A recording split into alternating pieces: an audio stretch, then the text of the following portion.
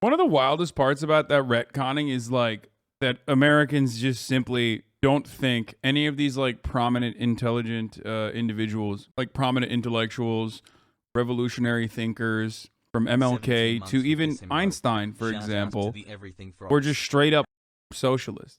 Like, and not only is it so, not only is that not known, but that attitude, that Red Scare era anti-communist sentiment is so deeply ingrained in American thought that when you explain to people that no, they are actually socialists, like they wrote extensively on it, like Einstein, for example, like literally wrote about socialism and how it was poggers. People will be like, no, that's not true. That's just not true, man. It's crazy.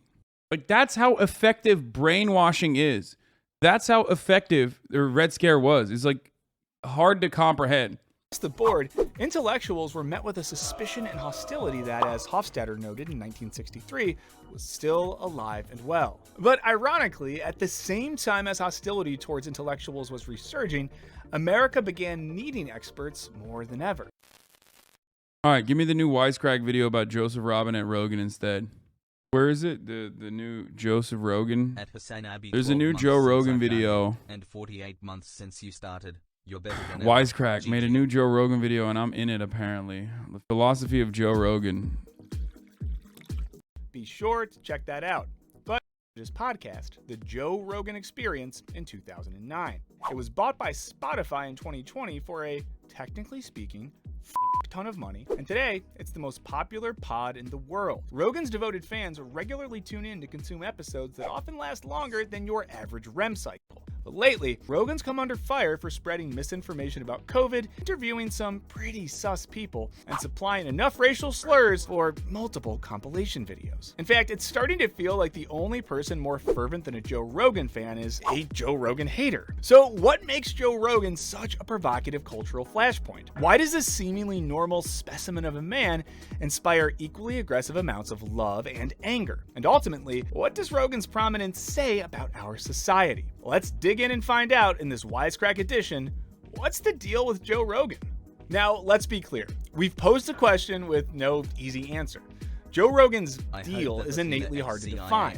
That's in large part because there really isn't anyone else doing what he's doing, at least at his level of fame and influence. Sure, he asks people questions under the pretext of gathering information, but he doesn't claim to be a journalist. He talks to experts, but has never himself claimed to be an expert on anything, except maybe porn. Oops. Yeah. I'm like, whew, I got it out of my system. Now I can concentrate on my life, my career, and if I meet somebody, I won't be so needy. And he might perform stand-up, but on the show, he doesn't function as a comedian. He's unabashedly in search of genuine discourse about a range of topics. His listeners often say that they see themselves reflected in Rogan. He paints himself as an average dude who just so happens to be able to hold his own in conversation with everyone from comedians to astrophysicists. So philosophy and quantum mechanics, they sort of, they share some sort of a border. Importantly, Rogan's crafted a platform for himself that grants him complete control over his public image, and he seems to use it to intentionally baffle the mainstream media. Because Rogan rarely gives interviews, the only way to understand him is to actually listen to his lengthy podcasts. This gives him a heavily cultivated outsider status. That's even as he makes millions of dollars off one of the biggest media companies in the world, and arguably stands as one of the most influential people in America. But if Rogan is himself an oh, look at that, Kyle. And is himself an influential media company, okay? Joe Rogan as a singular individual is more impactful than many media companies that launch and inevitably fail, okay? Something to consider.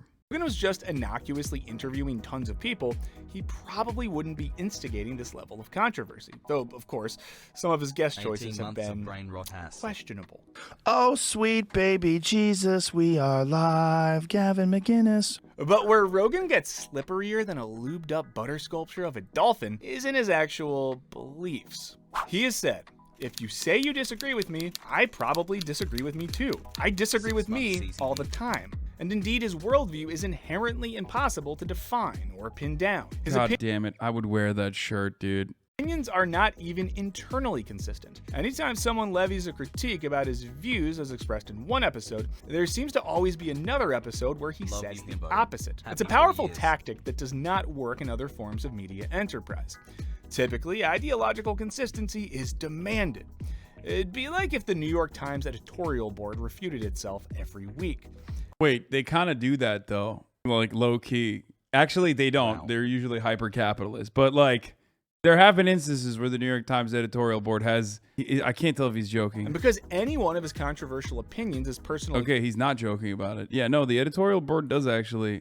I mean, I guess they don't. The editorial board doesn't, but like op-ed pieces routinely contradict itself. contradicted by him. Please, Hasan, fight the urge to be a Rogan head. Wait, I am not a f***ing Rogan head, dude. I mean, I like Joe Rogan, I do, but you know, that's not. But I think I'm pretty critical of Joe Rogan. Let's be real. He can get away with voicing just about any viewpoint he wants. That means he can't really be held accountable the way other public figures actually striving for consistency. Would you wear might. this guy's For online example, ceramic shirt too? Absolutely. Rogan might mock mask wearing with comedian Bill Burr. I just love how wearing a mask became like this like soft thing that you were doing, like Yeah, being it's for courteous. Being courteous. What is it for? That was so stupid. But just a few months earlier, he hosted epidemiologist Michael Osterholm, who issued grave warnings about the importance of taking the virus seriously. Well, first of all, you have to understand the timing of it in the sense that it's just beginning. And so in terms of what hurt, pain, suffering, death has happened so far is really just beginning. And then, a year later, he gave a platform to cardiologist Peter McCullough, who claimed that the pandemic was planned by universities like Johns Hopkins. And it seemed to be completely organized and intentional in order to create acceptance for and then promote mass vaccination. Oh, consistency, where art thou? Anyway, by establishing himself as an open-minded goofball who just likes to chat with smart people, Rogan creates a unique intellectual liminal zone in which he and his audience can just ask questions, even if those questions are being posed to and by some controversial folks. I don't think Across- he said Bill Burr was anti-masker because the video footage that they showed, I think you misunderstood that. Because the video that you just showed, These nuts. the video that they just showed was him being pro-mask. So Across the political spectrum, Rogan belies comparison. With conservatives like Ben Shapiro or Alex Jones, liberals like the Pod Save America guys, or leftists like streamer Hasan Piker, the agenda being relayed is always pretty explicit. In contrast, Rogan has cultivated a platform of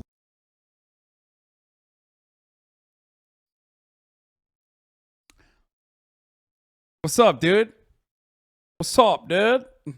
That's it? Is that the only mention I get? That's what it loyal was? followers who intrinsically believe in and Who's trust that guy, dude? despite not fully knowing what his beliefs are. Perhaps the closest thing we have today to what Rogan does is something like The View, where a group of women sit around and chat about a broad range of topics they lack expertise on but have strong feelings about. Like Rogan, they'll bring in experts to learn from, to lend credibility, and to hopefully offer the audience some intellectual value. But because there isn't really a The View for men, many fans see Rogan as providing a masculine-coded space that doesn't exist elsewhere. Furthermore, Rogan doesn't talk down to his audience, and that's a big deal, because a lot of Rogan fans see mainstream media as being pretty judgy towards non-mainstream opinions. But Rogan harbors no judgment towards his guests or his audience. Hell, he's got no judgment for anyone. Come as you are. In Rogan's universe, everybody with an opinion is cool, from Bernie Sanders to a Proud Boy. The only real sin is not listening to each other. And that's what makes Rogan so compelling. His listeners don't feel like they're being told what to think. They see Rogan fostering open dialogue across the ideological spectrum, and then having enough faith in his audience to draw their own conclusions. Taken at face value, that sounds great.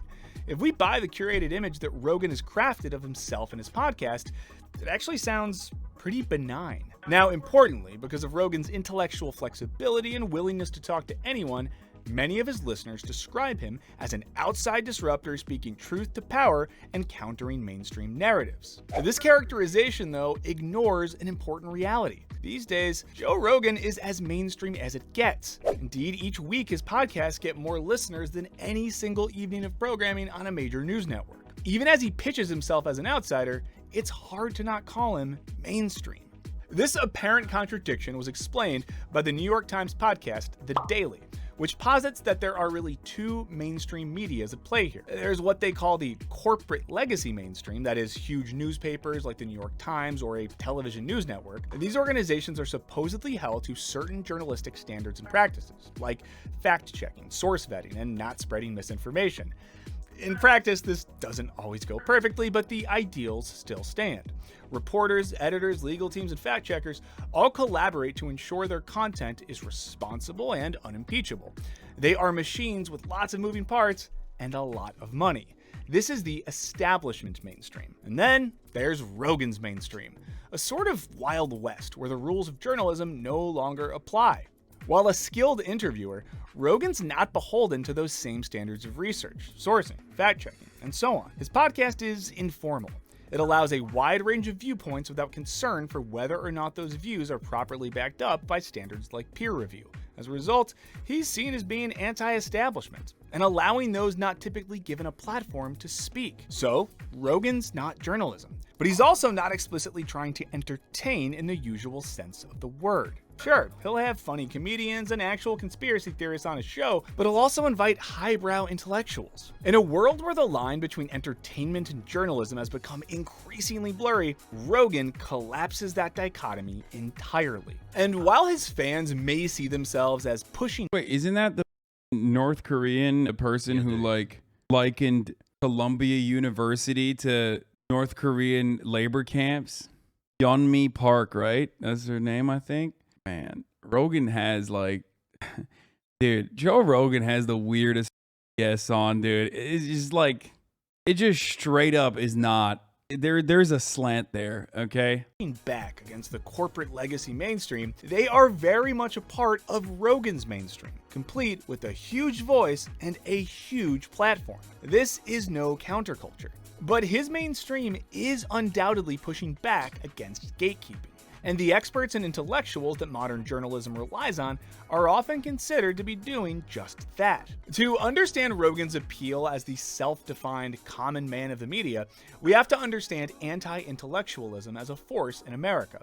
Now, there's been a long-standing tension in America between the so-called elite intelligentsia and the average Joe. While our earliest leaders were undoubtedly the headiest of intellectuals, men of the mind were met with suspicion as early as Thomas Jefferson's presidential run in 1796. And in the early 19th century, as the ideals of populist democracy came to the forefront of the American consciousness, the goal was to eliminate status differences in public life. According to historian Richard Hofstadter, the leagues of common men wanted to get along with as little leadership as possible from the educated and propertied class.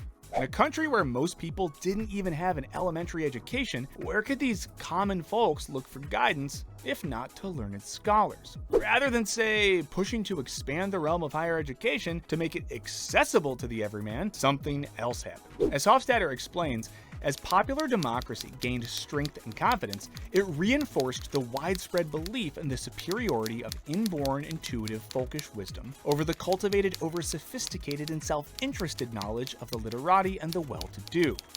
That is to say, the ethos of 19th century America was to trust your gut, not a book. We see touches of this mindset in some of Rogan's logic-driven but ultimately disreputable pontificating today. For example, Rogan once said something about COVID vaccines that might first strike you as relatively intuitive. But if you're like 21 years old and you say to me, should I get vaccinated? I go, no. Yeah. Are you healthy? Are you a healthy person? Like, look, don't do anything stupid, but you should take care of yourself. You should, if you're a healthy person and you're exercising all the time and you're young and you're eating well, like, I don't think you need to worry about this. Of course, within the epidemiological community, there's near unanimous agreement that young, healthy people absolutely should be vaccinated, because the issue is more complicated than Rogan's common sense. That speaks to an inconvenient reality about our world. The Venn diagram of intuition and fact does not always overlap. Anyway, Rogan addressed the backlash by essentially abdicating intellectual responsibility. But back to history. Anti-intellectualism in America was really off to the races with the rise of Jacksonian democracy around 1822. Andrew Jackson's administration distrusted expertise and intellectual, and basically kickstarted their expulsion from political life for decades. Now, as author Tom Nichols points out in his book, The Death of Expertise, societies tend to thrive when people don't have to rely on their own expertise in every single arena of life. Back when everybody had to be able to hunt their own food, build their own homes, and make their own clothes, and bind their own wounds, workmanship was a lot shoddier. Not having enough time to devote to knowing one thing or a small number of things made our ancestors jacks of all trades and masters of none. But for a lot of American history, this kind of self-reliance by the uneducated common man was extolled as virtuous. At the same time, because most professions back then required little to no formal education, intellectualism was seen more as a luxury than as a necessity. The growing world of business also emphasized intuition versus over-intellectualizing.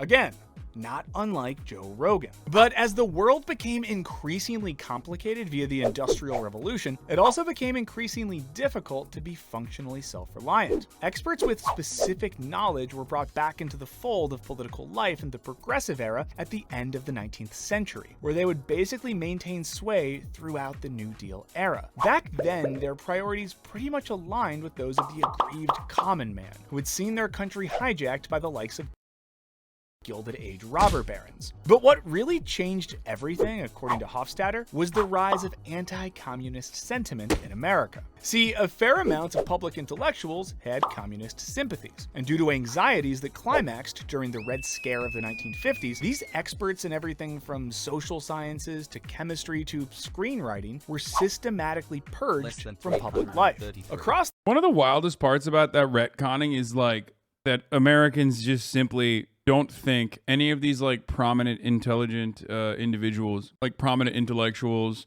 revolutionary thinkers, from MLK to even Einstein, for example, were just straight up socialists. Like, and not only is that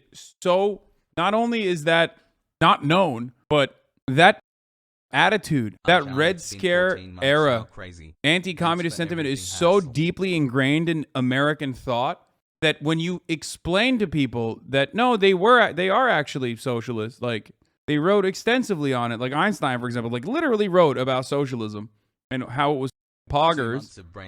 People will be like, no, that's not true. That's just not true, man. It's crazy. Like that's how effective brainwashing is. That's how effective the Red Scare was. It's like hard to comprehend.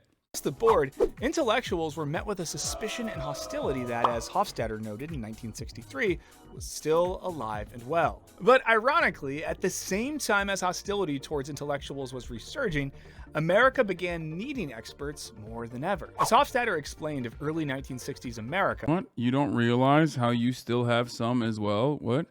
society has grown greatly in complexity and in involvement with the rest of the world. In most areas of life, formal training has become a prerequisite to success. At the same time, the complexity of modern life has steadily whittled away the functions the ordinary citizen can intelligently and comprehendingly perform for himself. This only intensified as America became increasingly oriented towards knowledge work. In the complicated post-industrial revolution world, we can't all know everything.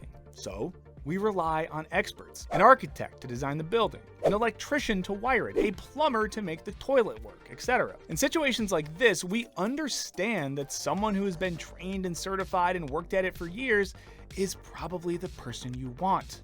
Even if, like me, you thought you could fix your toilet and then ended up having to number 2 at a coffee shop for a week. But as Nichols notes, this isn't the case when it comes to more heady, less hands-on work. Americans, he writes, tend to really chafe at the idea that we're not all equally as smart and capable as the next guy, especially if we still suspect that guy might have communist sympathies. American exceptionalism is what that attitude comes from. Like, Americans are incredibly entitled. Americans are incredibly up their own asses and think that they think that they just like straight up have an opinion that has to be heard by people. So even as American resentment towards intellectuals grew, we became increasingly reliant on them in every facet of life. thus further augmenting that resentment. Nichols argues that this hostility has continued into the present day, and we think that's part of why Rogan is so appealing. He's not an expert, and doesn't try to be. He embodies an overarching ethos that, as Hofstadter puts it, the plain sense of the common man is an altogether adequate substitute for, if not actually much superior to, formal knowledge and expertise. And this is an ethos that has dominated American society for much of its history. Now, there's a real psychological reason why trusting experts can feel disempowering, especially as we've entered the knowledge era, where hugely complex endeavors like sequencing the human genome or coding self-driving cars have been accomplished. It's easy to feel like we know nothing, and that's not a fun feeling. As Nichols writes, the fact of the matter is that we cannot function without admitting the limits of our knowledge and trusting in the expertise of others. We sometimes resist this conclusion because it undermines our sense of independence and autonomy. This natural human reaction among individuals is dangerous when it becomes a shared characteristic among entire societies. In other words, it's fair to hate being wrong about stuff. The problem is when this becomes a larger societal mindset. Because what happens if nobody's willing to be wrong, if every opinion holds equal weight, regardless of its grounding in facts or reality? When this becomes a society's guiding ethos, we run the risk of dismantling the very foundations of knowledge that enable progress. As Nichols notes, today, the issue is not indifference to established knowledge. It's the emergence of a positive hostility to such knowledge. It is a new declaration of independence. No longer do we hold these truths to be self-evident. We hold all truths to be self-evident, even the ones that aren't true. And that's where we Did you watch the North Korea propaganda video that came out today? Did I? That's how I started off my day, dude. Run into trouble with Joe Rogan. Sure, the guy consults plenty of reputable experts, but he also consults people who have been ostracized by the scientific community for spreading misinformation and extolling science that hasn't been replicated or peer-reviewed. He also regularly... Yeah, I don't like how much Tom Nichols is... I don't like how much he had Tom Nichols prominently featured in this video. asks people their opinion on topics on which they are not experts and probably haven't formed opinions with the same rigor as someone with, say, a graduate degree. So what happens when this potpourri of voices is heard on the same platform? The message becomes implicit. All of these truths are equally valid. When you have folks urging people to get vaccines and some urging you not to, the collapse of reliable truths becomes truly dangerous. Sure, you might choose to take the expert certified opinion that vaccines save lives to heart. Or you might vibe more with Rogan's implicit logic that vaccines are an unnecessary risk for young people.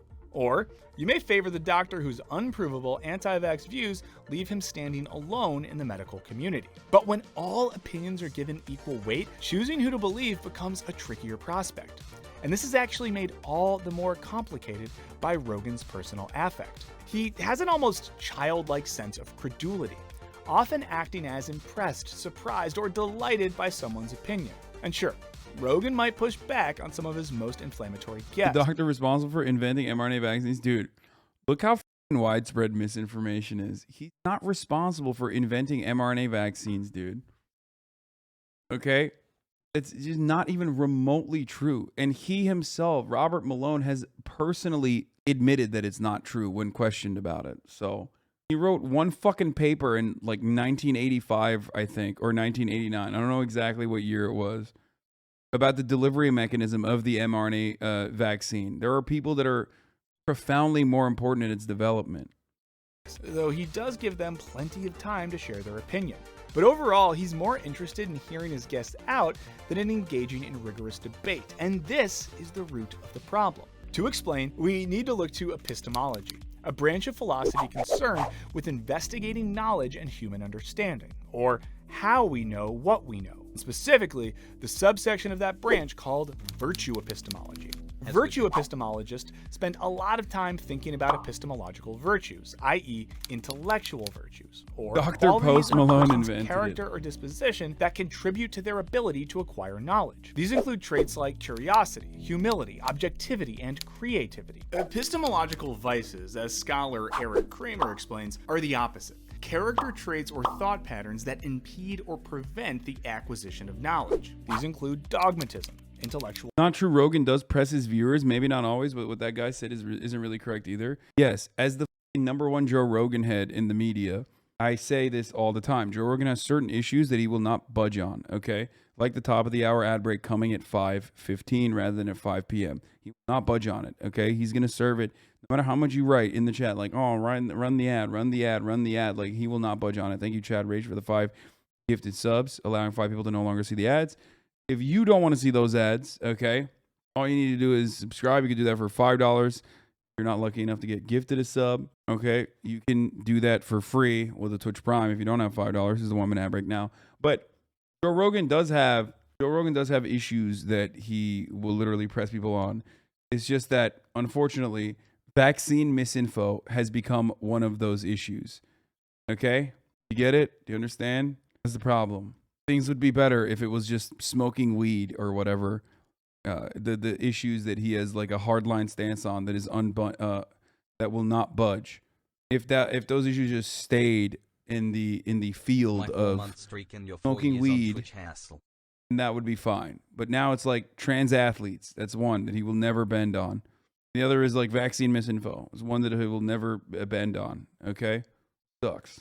Dishonesty and wishful thinking. The most important epistemological vice for our purposes is gullibility or credulity. Though the term epistemological vice is somewhat new, the concept goes way back. In 1661, philosopher Joseph Glanville criticized skepticism and credulity as equal and opposite vices toward the obtaining of knowledge. Of credulity, he described the human tendency to make precipitate, i.e., hasty judgments when we choose to receive all things via promiscuous admission, which coincidentally was written about me in a bathroom stall in college. Basically, while the skeptic might choose not to accept even the most persuasive, well-formed argument, the credulous person does the opposite. Credulity implies a lack of discernment, and credulous folks tend to accept knowledge from the latest person they speak to, in spite of qualification or persuasiveness. It's being promiscuous with your brain, which, to be clear, is different than having an emotional affair. Credulity, like other epistemological vices, thus impedes the careful acquisition of knowledge. And that's what we think Joe Rogan's show is probably doing. By presenting a broad range of voices of varying degrees of credibility without rigorous pushback or